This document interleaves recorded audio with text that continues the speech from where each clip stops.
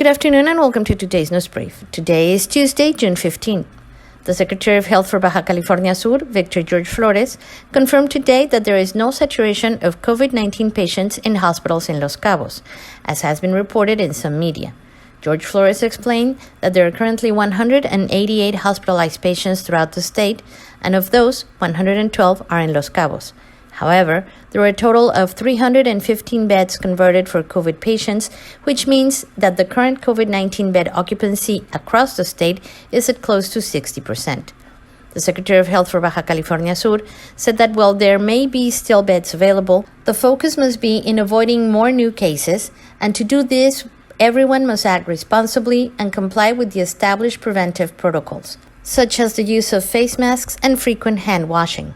Further to that, Dr. George Flores said that the health authorities have asked the winners of the recent elections to refrain from holding massive celebrations, since this is not the right time to do so, and added that for now, it is essential to avoid socialization and crowds, taking into account the spike in COVID-19 cases.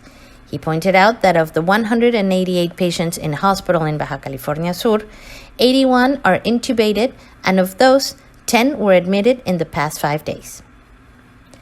Earlier today, June 15, 1.35 million doses of Johnson & Johnson vaccines arrived at the Toluca International Airport from the United States as a result of close collaboration between the U.S. and Mexican governments. These Johnson & Johnson vaccines are in addition to the advance of 2,720,000 doses of AstraZeneca vaccines, which arrived from the United States at the end of March and the beginning of April.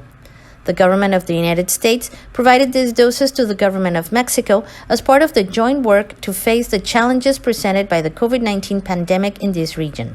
The U.S. scientific teams and the legal and regulatory authorities of both countries have worked together to ensure the rapid arrival of batches of vaccines to Mexico.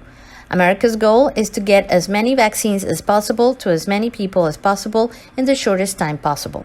To this end, the United States will share 80 million doses of vaccines from its domestic stock with the world by the end of June this year, of which 75% will go to the COVAX mechanism and the remaining percentage will go to countries with immediate needs.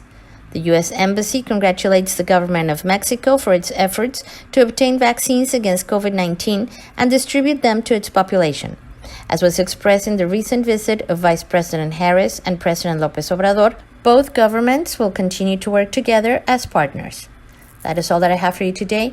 Have a great evening, and remember to tune in at 6 p.m. on Sunday for another edition of Cabomilnews and Community Update with Corey Riggs and Claudia Velo.